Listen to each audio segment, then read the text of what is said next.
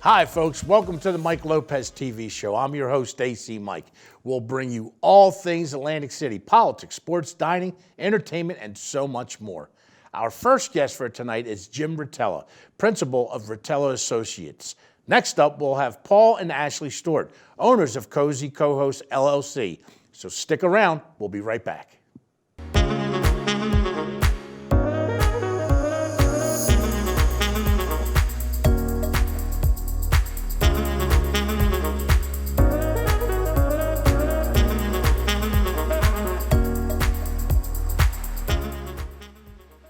Welcome back to the show. Our first guest is Jim Rutala, principal of Rutala Associates. Jim, welcome to the show. Thank you for having me. Listen, I'm so glad that you're out here. You're a busy man doing what you do for our beautiful 48 blocks of Atlantic City. Before we get into the nuts and bolts of what's going on in that city, let's learn a little bit about you. Tell our viewers about you. You got your start and whatnot. Okay. Well, I was born and raised in Bridgeton, not too far from the shore. And went to school at Seton Hall and got my MBA from Rutgers and then my Master's in City and Regional Planning from Ohio State. And when I was in Ohio State, when I was in Columbus, I spent one summer away from the shore. And I realized I would never do that again. I graduated, I drove to the shore, and I've never left. My first job was with Atlantic County government. And a couple years after I started there, I became the county planning director, which at that time there was a lot of construction going on throughout the area, and as well as a number of casinos that were under construction. So it was a really exciting time. And for the last 12 years, I've had my own firm, Rutala Associates, and we do planning and energy and grant work from Toms River to Cape May, with Atlantic City being one of our major clients. And we love it that you're doing that. And when you talk about Atlantic County, it's where I got my teeth sharpened at the Atlantic County jail. Right. It wasn't quite like what you know. But when you talk about Atlantic County, again, you come here, you were a Buckeye, you were there, you came back. What brought you to Atlantic City, this area? Tell us about that. It's interesting. When I was in Columbus, I would get the press delivered to me. At that time, you could have it sent to you every day. And, there was an excitement. The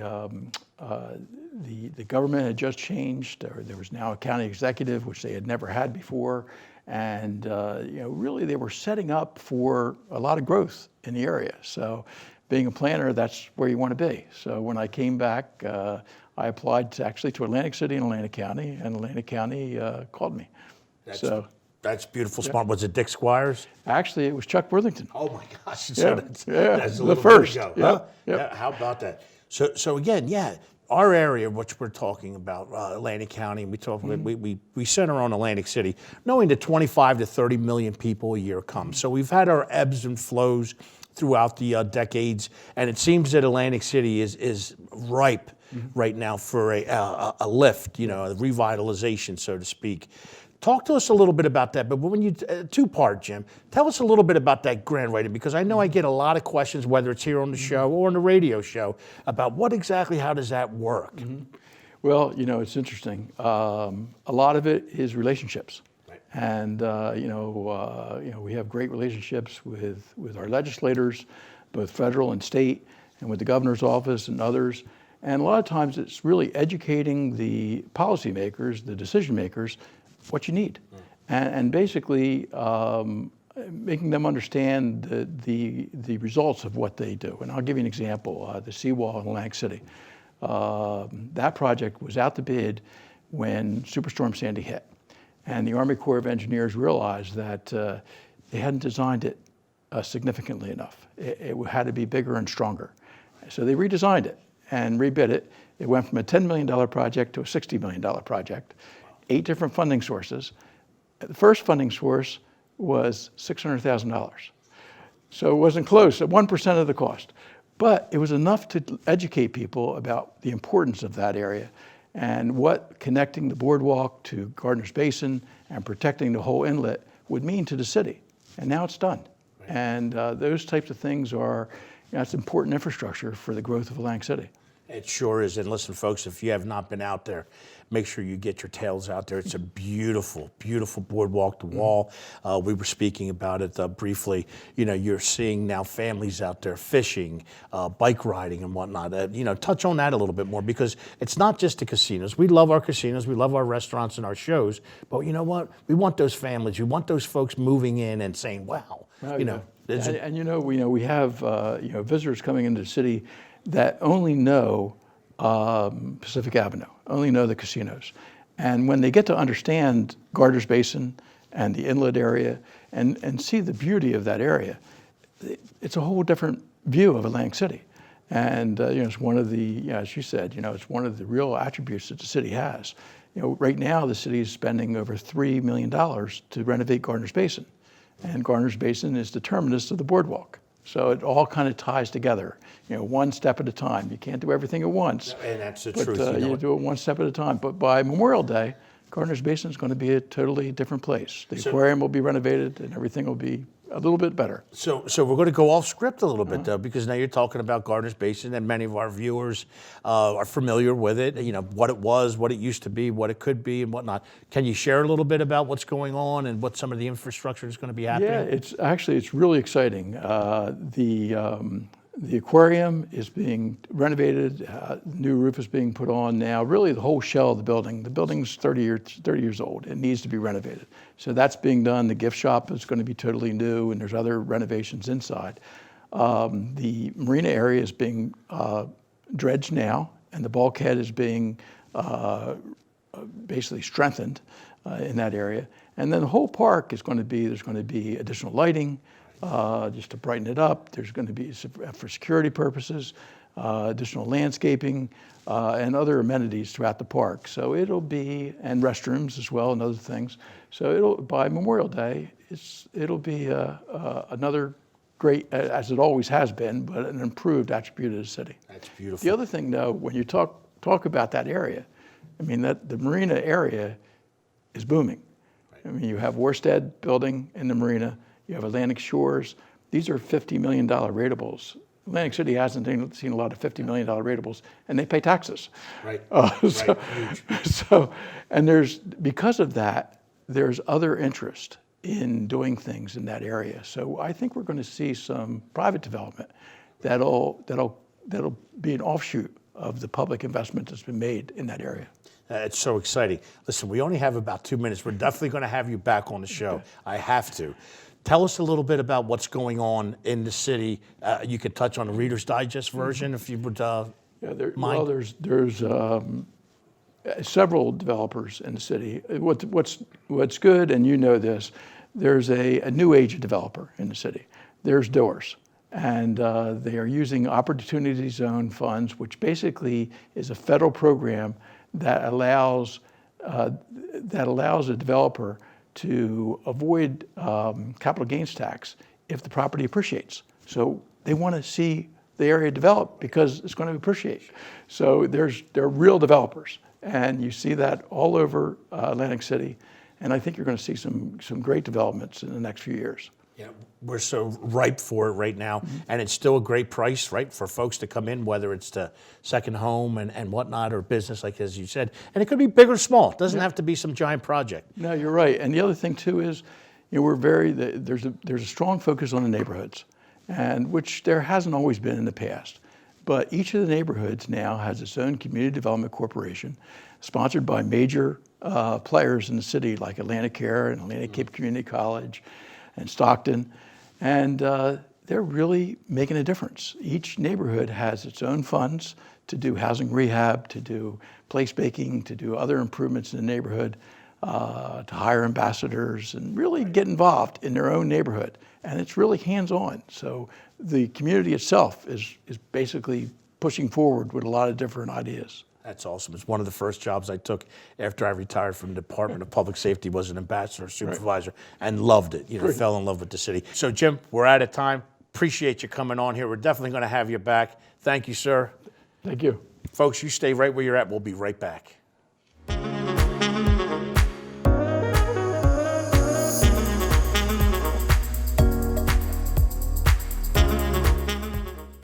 Welcome back to the show. Our next guests are Paul and Ashley Stewart, owners of Cozy Co-Host LLC. Paul, welcome to the show. Thanks, Mike. Miss Ashley, Thank welcome you, to the Mike. show. Hey, listen, before we get into the meat and potatoes of your business and what you're doing in Atlantic City, our beautiful 48 blocks, let's learn about you a little bit. Ashley, ladies first, tell us where, how you wind up here, and wherever you want to go with it. It's a little bit of a long story, Mike, but okay. we'll hopefully sum it up for you. Paul and I are originally from Long Island, New York, and we moved to Atlantic City about 2 years ago. But even before that, we were visiting the city, and we really just grew to love the city. It became our home away from home. Atlantic City is really just, it's us. And we decided to move here and start our business, Cozy Co-Host LLC, which we'll get into and tell everybody more about it. But we really love that we've grounded here, we've put roots down here, and we're really, really growing because the city's amazing. There's just so much opportunity here in Atlantic City. There sure is. And Paul, tell us some of the things that you were doing when you were coming down here when you were a young man, still a young man, but some of the things that you were doing that brought you to Atlantic City, to Atlantic County from New York. I mean, really, we just kind of were doing it as a couple for so long. I think we first started coming to Atlantic City in like 2009, and then just continuously coming here and got tired of casinos, kind of learning the local like environment, local restaurants, bars, and even like people in the community, and kind of like saw a whole different vibe of the community and said, wow, I really like it here. And as time went on, I was kind of splitting my time between New York and Atlantic City. And then I talked Ashley into taking the plunge and moving to Atlantic City full-time, becoming full-time residents, and starting our business. I thought he was crazy. I was like, that's our home away from home. It's not going to be that like once we're there. It's going to change everything. And I was like, you're nuts. How are we going to move there? Right. But, and people, sometimes, and I'm not saying that this is what you're talking about, actually, but the perception sometimes of Atlantic City, you're moving there, and then coming from the city, we call ourselves a city, but it's this little town, as you well know now. So some of the things that kept you in New York, and then when you came here, what did you see? The comfortableness, when you talked about some of the places that you went, hit some of our viewers, some of those locations that are still around that drove you to say, you know what, man, this is pretty cool. It's not New York, but it's got that little niche that it's whether it's food, the ethnicity, the clubs and whatnot. What are some of the places, actually? Yeah, I mean, definitely the community, the small businesses that were starting to open up around the city were just amazing. They were great to visit. And like Paul said, we loved the casinos. We would always visit the casinos. Casinos always have our business and they're great. But it was nice to get outside of the casinos and see that there was this small niche community, and especially the small businesses like Little Water Distillery, the Seed Brewery, everything that's going on in the Orange Loop. I mean, that alone is fantastic. So it was seeing all these things going on around the city that were like, wow, this is pretty spectacular. Like, we can see ourselves living here. Yeah, absolutely. I mean, even a little bit before, like the Orange Loop kind of came around, and before the Seed was around. I mean, I think one of our first like local places that we were going was Atlantic City Bar and Grill. Might have been like the first like local bar that I really started hanging out at. And with there was like Tony Baltimore's Grill, which is like a staple, in Atlantic City. Going to Doc's and Knife and Fork, and really like Knife and Fork became my favorite restaurant, or our favorite restaurant, like right away. Best happy hour. Amazing. So so it was like the history within those walls. Look at what we have here, and the boardwalk and the beach and the different cultures, which I love the fact of that you can live in a place with all different cultures, get all different food and quality, like really quality, like traditional home food of every different culture that you can find. And to me, that's like something special. And the small town community feel is, to me, something special. I mean, we're from Long Island, New York. We did a lot of, obviously, New York City, like hanging out on the weekends, taking the train out, like doing all that through high school. And it's so large. Like there's not much personable about it. And Atlantic City is so personable because it's so small, right? Like you have no option but to be personal about it. Like you're gonna know your neighbors, regardless if you don't want to know them. You're gonna know them. Like, and I kind of love that about the community. It's just like a special little like a vibe that I haven't really felt in other places that we have lived, to be honest. It's true. We definitely feel like we're a part of something here, and we really like that. And you are, and that's so good that you've mentioned it like that. Because again, I mentioned at the top of the interview, it's, you think it's a big city. I mean, 25 to 30 million people a year come to our city, whether it's be it for a day or a couple-day visit. But it's a small town, 48 blocks, and that's what I like to say too. You see the same people out in a good way. You niche with that, and there's so much diversity. Again, we use that word, ethnicity, the food. We love our casinos. Listen, I love you casinos. The shows, that doesn't mean anything. But what folks like you and Pat Fasano, and we just had Jim Rutala on recently, what they're doing, and the different businesses. Ashley mentioned the Orange Loop, Colazzo, and Chronic, and all those folks. And then the godmother down there at the Irish pub, Kathy Burke. So that's the beauty of what's happening. You got some of the old school, because let's face it, I'm going to be honest, with the casino, the inception of the casinos, it took away some of the mom and pop stores back in the day, or restaurants or whatnot. But the ones that stuck it out, whether it's the White House, whether it's the Irish pub, Knife and Fork. I mean, where can you get, again, I'm going to put that out there, Knife and Fork, Doherty Brothers. That's the best, happy hour. unbelievable happy hour. So you got all that in there. Tell us a little bit, I'm going to switch a little bit real quick, and we got a couple minutes left to the first part of this interview. What were you doing in New York City, though, your business? I don't know if we touched on that a little bit, that got you started, and, you two were successful, what you were doing, but then you just came on big storming down here. So I was a food broker, so it kind of helped me out a little bit, being that I really worked from home. So I had like a sales team that went out into stores, supermarkets, and I kind of supervised them and kind of did a lot of like computer work. So myself was really working from home most of the time. I could easily be in Atlantic City, and that also what's really spurred me for maybe the 2 years before we fully moved to Atlantic City, me being in Atlantic City like 60% of the time, and being in New York like 40% of the time, because if I was going to work from home, I might as well work from Atlantic City instead of my house in Long Island.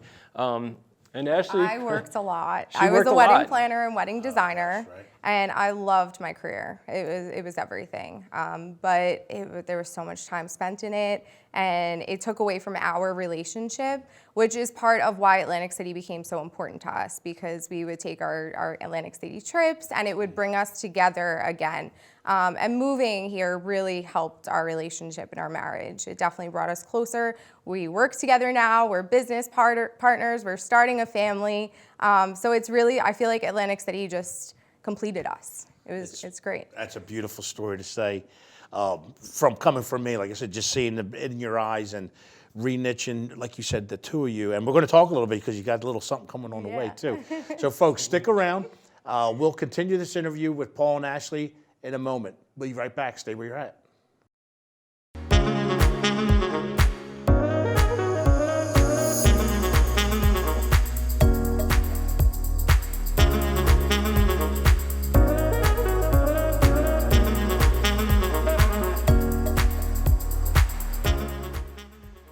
Welcome back to the show.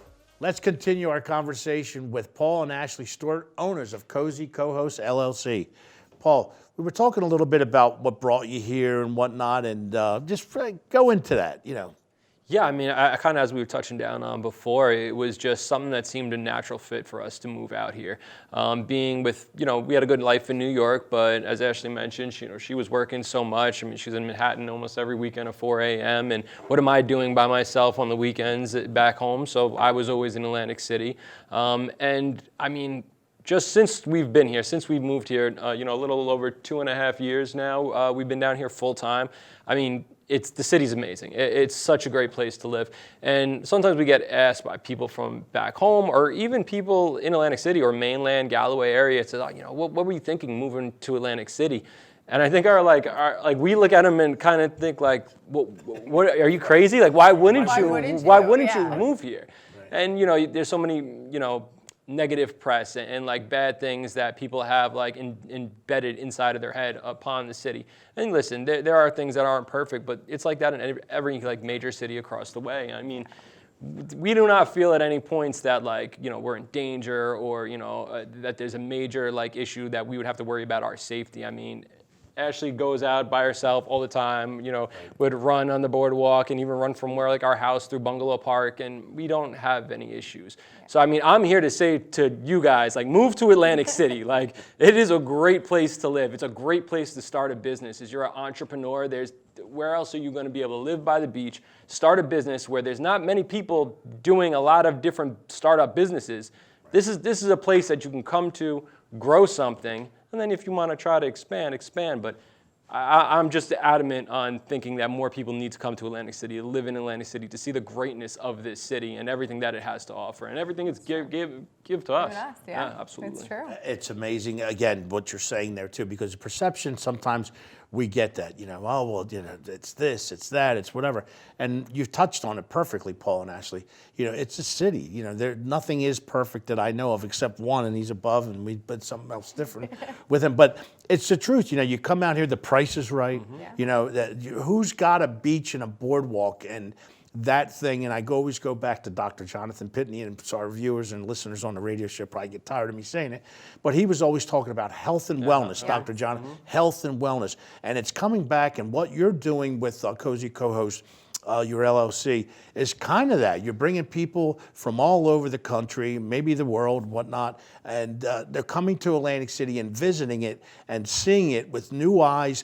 And your wife here, with her background, what you guys do a little bit beyond what I've seen. I mean, I don't claim to be an Airbnb or whatever it may be, professional or an expert, but what you guys do is so much up and above and classy and cool. Talk to us a little bit about your business now. Let's get into that. And I appreciate him saying, you youngsters get here, because this is what they did. That's and right. They've created something special. So listen. Yeah, Cozy Co-Host, we started it, we really didn't expect it to be Cozy Co-Host. It kind of started as a side gig for us. But we're a full service management company, operations company for short-term rentals. So that includes things like Airbnbs, VRBO properties. We do everything from bookings, price optimization, guest communications, handyman services, interior design services, setup, furnishing, you name it, we do it. And the most important thing is obviously handling the guests. That's, of course, the biggest thing. So we take care of making sure that the guests have the proper accommodations, they're comfortable. We give them local suggestions, recommendations in the city. So it's really bringing, like you said, Mike, people into the city and giving them something else to see rather than just the casinos or just what they think they know about Atlantic City. So we include that, of course, but we show them so much more. And they really get this cool home away from home feel, but with a little bit of a different experience. Absolutely. And that experience, go ahead. Absolutely. I do have to touch down too. We are also full service with our cleaning staff as well. We have about 14 employees right now. In the summer, we had just 21 employees. We try to hire pretty much all local, try to give everybody a good job and kind of a good environment in the Cozy Co-Host like family. So like our cleaners, they feel like really part of the team and that we're doing something, not only just for ourselves, but trying to like bring other people into the fold. You know, there is a lot of companies that are doing similar things that aren't really doing it as a team. They're outsourcing to all different companies. We figure if we build something all in-house under one umbrella, like Ashley said, the decor, design, setup, handyman services, our cleaning staff, we're kind of just doing everything under our umbrella, W-2 employees, doing things the proper way. And I mean, we kind of pride ourselves on that. And we pride ourselves on our staff because, I mean, without our cleaning staff, without our operations manager and our handyman to like kind of do a lot of things that help us out, we couldn't grow. We couldn't give the value that we get to give to our guests and also our clients. We couldn't do this without our staff. So, I mean, we really do appreciate our staff. Anyone who's with us, you know, we kind of have that, we're a team and we're going to like move this ship down the river as far as we can, or down the ocean, I should say, right down the shore as we continue to grow here. Right down that boardwalk, and I love that you mentioned team, and that's what you are, like you said, bringing it together. I'd be remiss if I didn't mention this, though. So you create this business, you guys get started. and we don't have to go into it very long, but COVID hits, and you talked about clean and safe and all that. Were folks coming down even then? Talk to us about that, because our mayor, thankfully for our mayor, he left the boardwalk open, he left that sort of thing, and the health and wellness, fresh air. Talk to us about that a little bit, Ashley or Mike. Yeah, actually, so short-term rentals boomed during COVID pandemic, believe it or not, because people did not feel comfortable going into more public spaces like casinos and large restaurants and things like that. So they wanted to come to a private house. And they had all the amenities, all the accommodations that they needed within our properties to bring their family, have that, getaway experience, vacation experience, and feel safe at the same time. So it actually really helped boom the short-term rental industry. It's like, holy smokes, you got to go check this place out. Yep, exactly. That's great. Like, you can get out of your house and come to our house, one of our houses, and just be out of, your regular environment and enjoy. And I love it. And again, to touch on the two of you, we got about 2 minutes left. You could have came wherever you want, or went wherever you wanted, pretty much, down the shore, whether it was Ventnor, Margate, Brigantine, and we love you guys out there. But you came to Atlantic City, and I'm so glad that you did. And like we say, there's that 48 blocks, there's that hometown feel. You're doing something special where you're bringing new eyes and feed and families and whatnot, coming to Atlantic City to have a good time, whether it's bachelorette, whatever type of party, or just coming to hang out. And that's what we really appreciate. And I want to thank you for doing that, because I envisioned seeing it. I didn't know, again, no Airbnbs, but bringing folks in and how can they come in. And this is a way to bring them in and visit those bodegas and the restaurants and the Vietnamese and the Bangladesh and the Sateras and the ones we mentioned also before that. So listen, I'm going to stop here. We got about a minute and a half left. It's yours. So, like you mentioned about any type of local establishment that's going on in the city. This guy's got a drink named after him also. I do. Good, Little Water Distillery, of course. Go see our buddies over there and get a Paulie hats. Get a Paulie hats. You won't see him in the city without his hat. No. If you do, you won't recognize him. No. But, we want to get our guests to go to local places. So in our guidebooks, we really just spotlight all different local restaurants, bars, things to do. Pretty much anything that we know of locally, we kind of put them in our guidebooks, just so that when we do have guests, right now it's off season, we're still getting, several hundred people a weekend. In the on season, we're looking at thousands of people in our properties every week. It's a lot of eyes. Get to look through this house guide. And so we try to, say, give it options instead of just going to the casinos. Like you said, we love the casinos, great shows, things to do. But there's also local businesses where that dollar drives our community. And I think the pinnacle of a strong community is keeping that dollar in the community. I'm really big on the fact of if we have money going to our local businesses, restaurants, the bars, places like the mini golf or Westaconk Axstone place, or anything that's local, that's keeping the money circulating through our community, it's a positive thing. Not to say that any money going through the casinos is a negative thing, but for myself, we moved here, we lived here, we want to see our community grow. So how does a community grow? Economics, it kind of starts with money filtering through our economy and through our local economy. So I like to push that as much as I can. I kind of want to give this great entertainment value to the guests as they come, and at the same time make sure they are respectful of the city, respectful of our clients' property, and just try to operate the best we can do it. Love it, love it. So listen, you're talking my language, live, work, play AC. That's what they have you folks doing, and that's what we're doing. Ashley, Paul, thank you so much for coming on to the show. Much, Mike. We're definitely going to have you back. Mike. It's going to be a sensational winter, spring, and summer 2023. Folks, stay right where you're at. We'll be right back.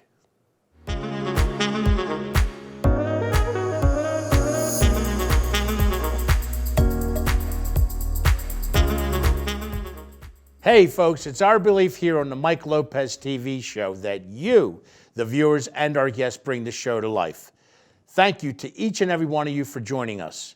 To learn more about AC Mike, go to acmikej.com. On Facebook, Mike Lopez, Live, Work, Play AC, AC Mike, and on Instagram, go to ACMikeNJ. Remember to live, work, play AC, and I'll see you on the 48.